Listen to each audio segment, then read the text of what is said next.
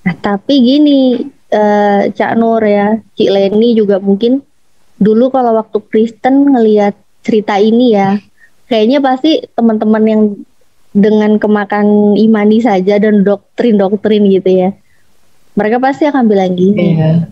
yaitu karena Yesus itu Tuhan, jadi bisa mengutuk pohon ara itu, jadi nggak berbuah lagi selama-lamanya. Nah, kalau mereka mau bilang 100% manusia, 100% Tuhan, terus ketuhanannya di mana? Kok dia nggak maha tahu gitu?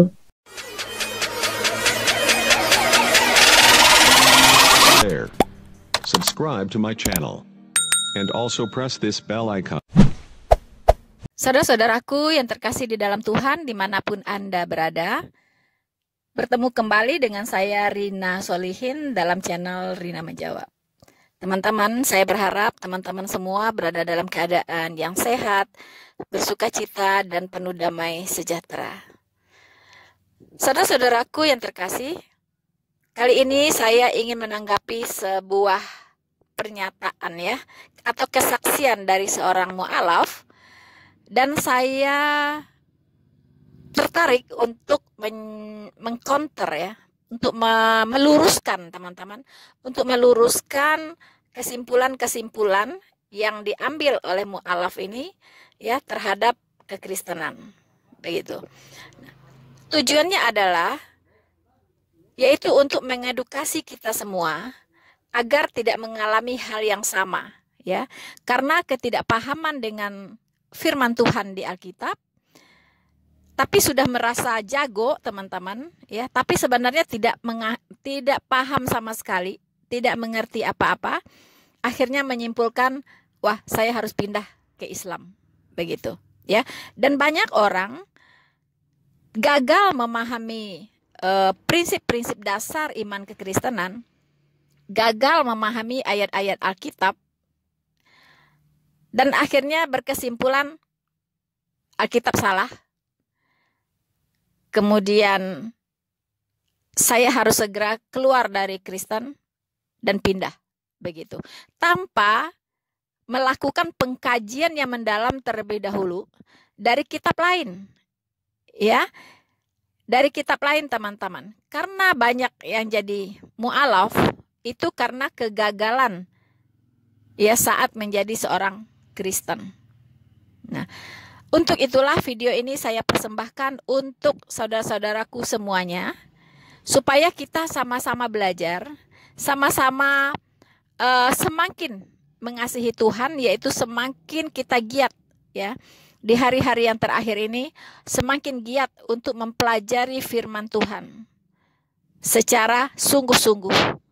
Karena tanpa pengetahuan yang benar akan firman Tuhan, itu seseorang itu sangat gampang goyah, teman-teman. Ya, sangat gampang goyah dan segera bertindak atau segera bersikap, ya, meninggalkan Tuhan Yesus dan mencemplungkan diri ke dalam kebinasaan. Ini kita tidak mau terjadi. Jangan sampai saudara-saudara kita banyak yang tidak memiliki pengetahuan sama sekali tentang Alkitab, tentang kebenaran firman Tuhan yang dibacanya teman-teman, maupun yang didengarnya. Untuk itu teman-teman, berikan waktu Anda untuk Tuhan sejenak untuk mendengarkan video ini dari awal sampai selesai. Sebelumnya teman-teman, saya ingin mengingatkan ya, karena banyak teman-teman ya yang menghubungi saya, katanya tidak mendapatkan notifikasi dari video-videonya Noverina Solihin akhir-akhir ini. Nah, saya pikir teman-teman harus mengecek ulang ya, mengaktifkan ulang kembali tombol notifikasi ya di HP teman-teman. Mungkin ada dulu gangguan atau apa, saya juga kurang tahu. Dan banyak sekali yang tidak menerima notifikasi dari video-video saya. Begitu. Jadi tolong dicek ulang ya perangkat teman-teman di HP teman-teman, dan tolong diaktifkan kembali notifikasinya teman-teman. Nah, Dan bagi yang belum menekan lonceng, silakan ditekan tombol loncengnya ya, agar Anda bisa menerima notifikasi. Terima kasih teman-teman, itu pengumuman dari saya, karena di luar sana banyak ya yang akhir-akhir ini kok Ibu Rina jarang muncul ya. Padahal saya konsisten ya teman-teman, muncul terus begitu ya. Minimal dalam 1 minggu saya mempersembahkan 3 video ya untuk teman-teman semua. Minimal 3 video per minggu. Dan saya konsisten teman-teman ya, karena saya memang sudah berkomitmen ya kepada Tuhan. Saya akan membuat 3 konten edukasi ya, penginjilan maupun apologetika dalam 1 minggu. Kecuali saya ada halangan yang tidak bisa ya diwakilkan. Nah, mungkin 1 minggu saya cuma punya waktu bikin 1 video atau 2 video. Tapi selagi saya bisa menyediakan waktu dimanapun itu, apakah saya sedang di jalan atau saya sedang membawa kendaraan, I don't care. Ya, yang penting saya komitmen saya bisa saya penuhi, yaitu 3 video per minggu untuk dipersembahkan ya bagi teman-teman yang terkasih semuanya. So teman-teman, baiklah teman-teman, sebelumnya kita akan mendengarkan apa pernyataan dari mu'alaf berikut ini. Selamat menyaksikan.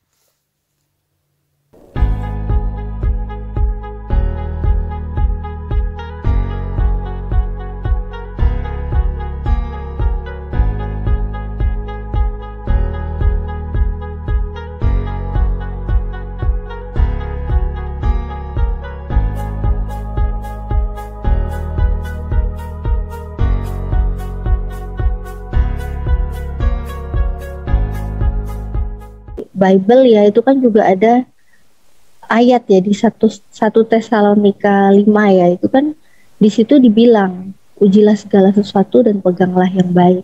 Nah, jadi mulai di situ itu aku mikir gitu, oh berarti ini aku harus menguji segala sesuatu nih.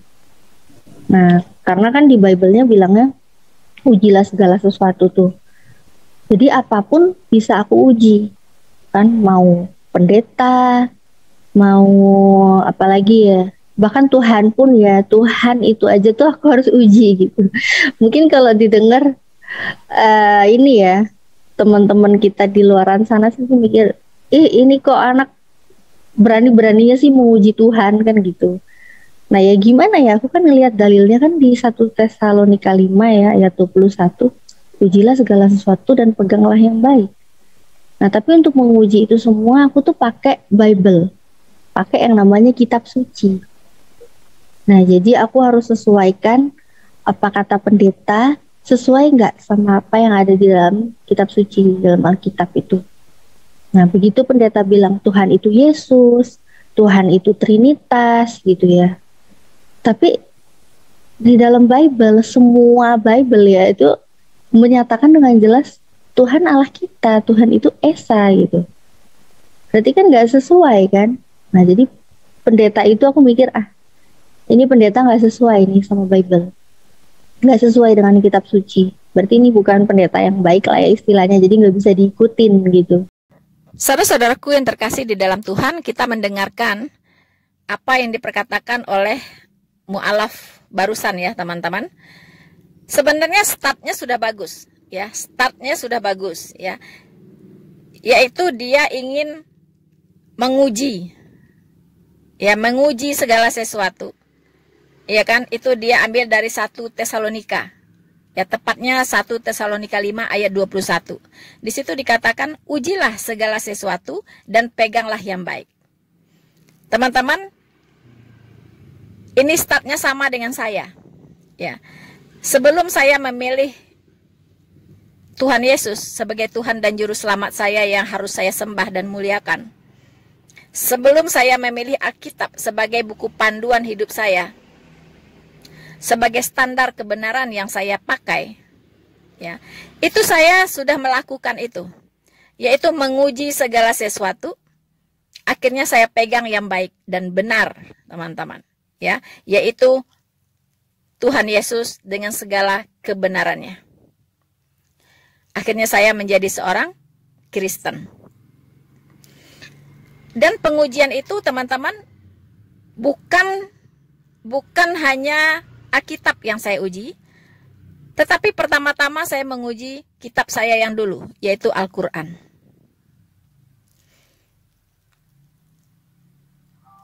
Pengujian saya itu sebenarnya hampir mirip dengan mu'alaf Natali ini. Tetapi pengujian saya, kalau saya boleh katakan, memakan waktu lama sekali teman-teman. Ya, yaitu dari kelas 2 SMA sampai saya punya anak 4, bayangkan. Saya menguji ini teman-teman, memakan waktu lama sekali, puluhan tahun. Ya, lebih dari 20 tahun. Saya menguji Al-Quran, saya menguji Alkitab. Ya, standar yang saya pakai apa? Keyakinan penuh, ya, bahwa Tuhan itu pasti maha benar. Kalau Tuhan maha benar, maka tidak boleh ada firman-Nya yang salah. Tidak boleh ada ajarannya yang salah. Tidak boleh ada perkataannya yang salah. Tidak boleh ada janji-janjinya yang salah yang tidak dia penuhi. Nah, itu adalah Tuhan yang maha benar. Semua perkataannya benar. Semua nubuatan-nubuatannya harus tergenapi. Kalau nubuatan-nubuatannya tidak tergenapi, berarti Tuhan itu tidak benar, yaitu salah bernubuat, teman-teman. Nah, kemudian Tuhan itu harus maha adil, ya. Jadi ajaran-ajarannya harus adil gitu. Tidak boleh ada berat sebelah, ya. Tidak boleh menimbulkan ketidakadilan. Dan jalan keselamatan yang dia sediakan itu pun sifatnya harus adil untuk semua, tidak untuk sebagian orang. Ya, tidak menganaktirikan sekelompok manusia. Tetapi jalan keselamatannya harus bisa diperoleh oleh semua orang, tanpa melihat jenis kelamin, tanpa melihat usia, tanpa melihat latar belakang sosial, tanpa melihat kemampuannya, teman-teman, kehebatannya, ya, kekuatannya, kekayaannya, dan sebagainya, ya. Jadi dari orang miskin sampai orang kaya, dari orang kecil sampai dewasa, ya, dari laki-laki sampai perempuan, dari orang yang tidak dari rakyat papa sampai mereka yang bertahta, itu semua harus bisa mendapatkan keselamatan, teman-teman. Nah, kemudian Allah itu harus maha pengasih dan penyayang, ya. Allah itu mengasihi kita lebih dulu sebelum kita mengasihi Dia. Nah, Allah itu tidak hanya maha kasih, tetapi harus berhubungan erat dengan kemahaadilannya. Maha kasih saja tidak cukup kalau Dia tidak maha adil. Allah yang tidak maha adil berarti tidak maha kasih. Allah yang tidak maha kasih berarti tidak maha adil. Jadi dua tidak bisa dipisahkan. Kemudian Allah maha tahu. Jadi sudah tahu, Dia tahu apa yang akan terjadi di depan, Dia tahu apa yang akan terjadi jauh di depan, dan Dia juga tahu yang sudah terjadi jauh di belakang. Dan Dia bisa memberitahukan kita tentang itu semua. Apa yang akan terjadi jauh di depan, dan apa yang sudah terjadi jauh di belakang. Allah yang maha tahu, juga tahu isi hati manusia. Ya, Dia tahu apa yang ada di dalam hati manusia. Itulah Allah yang maha tahu. Bahkan Dia tahu apa yang akan terjadi di kehidupan kekal nantinya. Peristiwa apa yang akan terjadi di neraka, peristiwa apa yang akan terjadi di sorga, Dia sudah kasih tahu kita. Itu namanya Allah yang maha tahu. Kemudian, Dia juga harus maha hadir, teman-teman. Ya, Allah yang maha hadir bisa hadir di berbagai tempat, pada satu waktu yang bersamaan. Itu namanya Allah Maha Hadir. Allah tidak hadir di satu tempat saja, sehingga semua orang harus ke sana untuk menemui Dia. Allah tidak hadir di satu tempat saja, sehingga kalau berdoa harus menghadap ke arah Dia. No. Allah itu Maha Hadir, artinya Dia ada di mana-mana. Dia tidak dibatasi oleh ruang dan waktu. Itulah Allah yang Maha Hadir. Dan teman-teman, nanti akan kita lihat ayat-ayat pendukung dari semua sifat-sifat Allah ini yang ada di dalam Alkitab. Dan saya akhirnya menyimpulkan bahwa Allah yang Maha Benar, Allah yang Maha Tahu, Allah yang Maha Adil, Allah yang Maha Kasih, Allah yang Maha Hadir, itu hanya ada di dalam Alkitab. Yaitu ada di dalam diri Tuhan Yesus Kristus yang adalah Elohim di Perjanjian Lama. Tidak ada satupun ilah-ilah lain yang memenuhi kriteria ini.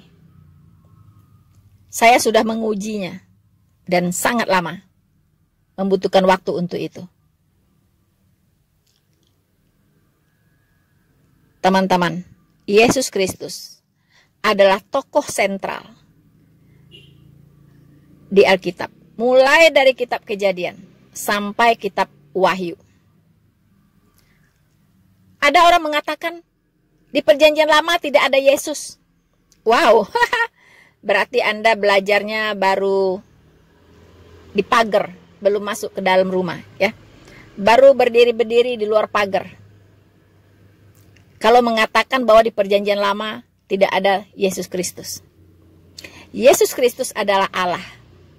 Allah yang kekal dan tetap sama dulu, sekarang, sampai selama-lamanya. Itulah video ini. Harus ditonton sampai selesai, harus disaksikan sampai selesai, kemudian direnungkan. Supaya kita tidak terjebak dengan kebodohan yang sama, sehingga teman-teman meninggalkan kebenaran, ya, meninggalkan intan permata dan memilih batu aki untuk dimiliki. Saudara-saudaraku yang terkasih, kita akan dengarkan lagi apa yang dikatakan oleh mu'alaf ini,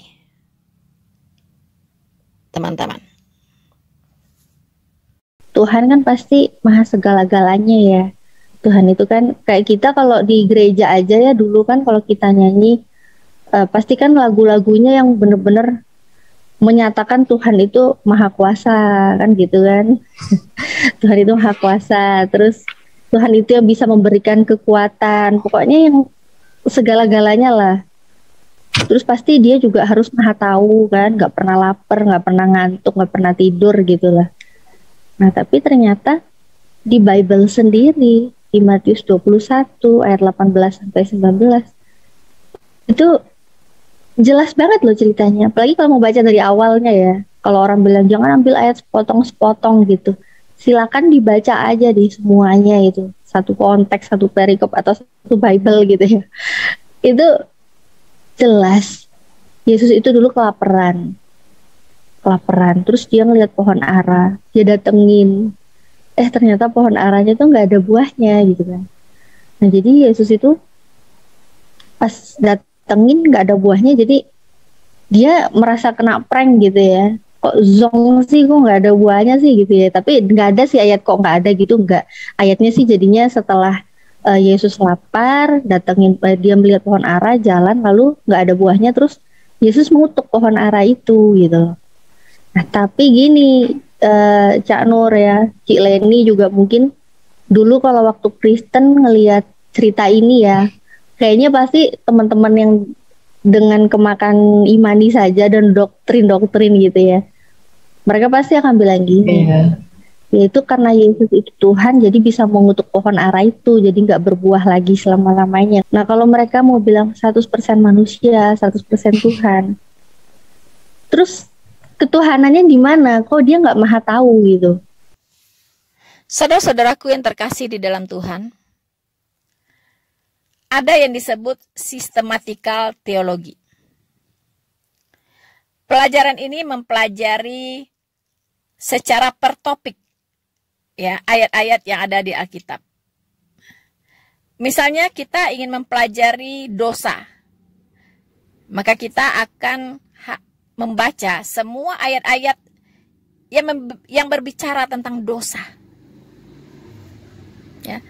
Kemudian kita akan mempelajari yang namanya tentang keselamatan. Maka kita akan mempelajari semua ayat, mulai dari Perjanjian Lama sampai Perjanjian Baru. Mulai dari kitab Kejadian sampai Wahyu, yaitu tentang keselamatan.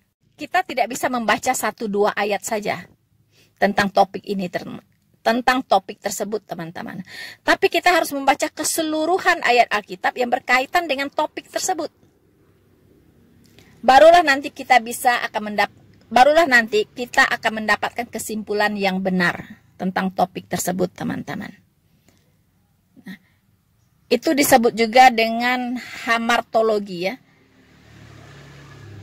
Itu tentang dosa. Jadi itu yang disebut dengan sistematikal teologi. Ya, kita mempelajari firman-firman Tuhan secara sistematis, teman-teman. Tidak comot-comot ayat. Tidak comot-comot 1-2 ayat lalu menyimpulkan. Sistematika teologi ini, teman-teman, itu pelajaran yang paling ditakuti oleh bidat-bidat, teman-teman ya. Ditakuti oleh bidat, oleh orang-orang kelompok-kelompok liberal. Itu paling ditakuti oleh mereka. Mengapa? Karena sistematika teologi ini itu belajar secara sistematis tentang kesimpulan Alkitab terhadap sebuah topik, teman-teman. Ya. Jadi mau dibolak-balik ya, mau dibolak-balik, belakang jadi depan, depan jadi belakang, dijungkir balikkan semua. Itu tetap sama kesimpulannya, teman-teman. Karena ayat menjelaskan ayat. Seluruh ayat Alkitab harus sinkron, teman-teman. Sinkron dan harmonis. Dan tentu harus sesuai dengan logika sehat manusia. Dengan akal sehat manusia, teman-teman. Karena Tuhan itu akal sehatnya jauh lebih sehat dari kita, teman-teman. Tidak mungkin memfirmankan sesuatu yang berlawanan dengan logika manusia. Tidak mungkin memfirmankan sesuatu yang bertentangan dengan akal sehat manusia. Pasti harus sesuai dengan akal sehat. Kemudian, teman-teman, seluruh ayat Alkitab ya, itu harus sinkron, tidak boleh ada yang bertentangan, ya, tidak boleh ada yang berlawanan, bertabrakan, apalagi tidak bisa, teman-teman. Kalau Anda menemukan ayat-ayat ya yang bertabrakan, seolah-olah bertentangan, berarti Anda belum mempelajari firman Tuhan secara sistematis, ya. Anda mungkin lepas dari konteks, teman-teman. Konteks per perikop maupun konteks seluruhnya dari keseluruhan Alkitab. Pasti Anda lepas dari situ. Nah, semua bidat, teman-teman, yang salah menafsirkan ayat Alkitab, itu karena mereka hanya fokus melihat sebagian ayat saja dan mengabaikan ayat-ayat yang lain. Nah, ini penyebabnya, teman-teman. Ya, ini terlihat dengan mu'alaf ini, teman-teman. Nanti kita akan lihat bagaimana dia kacau balau dalam menafsirkan ayat Alkitab. Ya. Kacau balau, teman-teman. Nah, jadi dia jadi Islam itu karena kegagalannya dalam memahami ayat Alkitab. Itu kan sangat disayangkan, teman-teman. Sangat disayangkan sekali. Saudara-saudaraku yang terkasih di dalam Tuhan, mu'alaf Natali ini meninggalkan Yesus Kristus karena dia salah memahami ayat-ayat suci di Alkitab. Dari perumpamaan pohon ara, dia berkesimpulan bahwa Yesus itu tidak maha tahu. Ya. Makanya dia meninggalkan Yesus Kristus dan memilih sesuatu yang dia juga tidak tahu sama sekali, teman-teman. Ya. Nah, kita akan buktikan bahwa Yesus Kristus itu adalah Allah yang Maha Tahu. Allah yang Maha Tahu, teman-teman. Yesus Kristus itu tahu segala sesuatu. Bahkan apa yang ada di pikiranmu, dia tahu. Ya. Ini kita bisa buktikan di Lukas 5 ayat 20 dan seterusnya, teman-teman. Saya akan bacakan untuk kita semua. Ketika Yesus melihat iman mereka, berkatalah ia, "Hai saudara, dosamu sudah diampuni." Ya. Jadi lagi-lagi Yesus Kristus bicara tentang iman. Iman yang penuh kepada Yesus Kristus. Dan dia berkata, "Hai saudara, dosamu sudah diampuni." Wow. Siapa dia? Bukankah dia ini hanya manusia? Kok dia bisa mengampuni dosa? Kok dia lancang-lancang bisa mengatakan bahwa dosamu sudah diampuni? Siapa dia? Akhirnya mendengar itu, ahli-ahli Taurat dan orang-orang Farisi berpikir dalam hatinya, siapakah orang yang menghujat Allah ini? Siapa yang dapat mengampuni dosa selain daripada Allah sendiri? Itu yang berkecamuk di pikiran para ahli-ahli Taurat dan orang-orang Farisi, teman-teman, waktu itu. Ya, emangnya Yesus ini siapa sih? Kok bisa-bisanya dia bicara bahwa dosamu sudah diampuni? Bukankah itu hanya otoritas Allah? Ya, otoritas Allah saja yang bisa mengampuni dosa manusia. Tapi kok dia bicara seperti itu? Berarti dia ini menghujat Allah. Ya, menghujat Allah. Teman-teman, akan tetapi Yesus mengetahui pikiran mereka. Oh, Tuhan Yesus mengetahui loh apa yang ada di pikiran para Farisi dan ahli-ahli Taurat tersebut. Ya. Saudara-saudaraku yang terkasih di dalam Tuhan, kita juga bisa melihat Yohanes 6 ayat 70 dan 71. Di situ membuktikan bahwa Yesus adalah Allah yang Maha Tahu. Saya akan bacakan untuk kita semua. Jawab Yesus kepada mereka, "Bukankah aku sendiri yang telah memilih kamu, yang 12 ini? Namun seorang di antaramu adalah iblis." Yang dimaksudkannya ialah Yudas, anak Simon Iskariot. Sebab dialah yang akan menyerahkan Yesus. Kita tahu, teman-teman, bahwa Yudas inilah yang menjual Tuhan Yesus dengan 3 keping perak, ya. Jadi dia menjual Yesus Kristus, ya, pengkhianat, teman-teman, mengkhianati Yesus Kristus. Nah, ini sudah diketahui oleh Tuhan Yesus sebelum itu terjadi. Makanya dia katakan ke 12 muridnya bahwa salah satu dari kalian ini adalah iblis, teman-teman. Dan kita juga bisa melihat bahwa Yesus Kristus adalah Allah yang Maha Tahu, yaitu dari kisahnya Petrus, ya. Petrus yang menyangkali Yesus sampai 3 kali. Begitu, ya. Jadi Petrus itu kepedean, teman-teman, ya. Dia bilang, kalaupun yang lain katanya, ya, gimana-gimana gitu dengan Tuhan Yesus, tapi dia tidak, katanya. Dia akan tetap setia lah, kira-kira begitu, teman-teman. Tapi Tuhan Yesus berkata, sebelum ayam berkokok malam ini, katanya, ya, engkau sudah menyangkal aku 3 kali, teman-teman. Dan benar-benar itu terjadi, teman-teman. Apa yang diperkatakan Tuhan Yesus benar-benar terjadi, ya. Ketika Yesus Kristus ditangkap dan diadili, itu orang-orang Yahudi berkata kepada Petrus, "Kamu ini adalah orang yang bersama-sama dengan Yesus Kristus." Dia bilang dengan bersumpah pula, dia bilang, "Tidak, aku tidak kenal orang itu." Katanya dia tidak kenal Yesus Kristus, teman-teman, ya.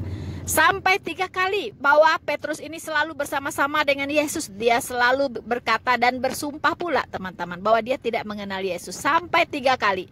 Setelah yang ketiga kalinya dia menyangkali Yesus, ayam pun berkokok. Nah, di saat itulah dia ingat ya bahwa Tuhan Yesus sudah berkata kepada dia, sebelum ayam berkokok, engkau sudah menyangkali aku 3 kali. Teringat dia, dan dia langsung lari teman-teman dan menangis meraung-raung. Nah, itulah Petrus, teman-teman. Ya, jadi sudah tidak terbantahkan lagi bahwa Yesus Kristus adalah Allah yang Maha Tahu. Dan banyak lagi ayat-ayat yang lainnya, nubuatan-nubuatan dari Tuhan Yesus yang kita lihat betul-betul digenapi, teman-teman, ya. Dan nubuatan Tuhan Yesus yang kita tunggu-tunggu untuk digenapi hari ini adalah kedatangannya yang kedua kali, yaitu terangkatnya orang-orang percaya, ya. Dia datang di awan-awan untuk menjemput orang-orang percaya, orang-orang Kristen lahir baru, teman-teman. Nah, ini kita tunggu-tunggu. Ya, kita sedang menunggu-nunggu ini, teman-teman, dan ini pasti terjadi. Karena Tuhan Yesus itu tidak pernah bohong. Apa yang dia perkatakan pasti terjadi. Hey there. Subscribe to my channel. And also press this bell icon.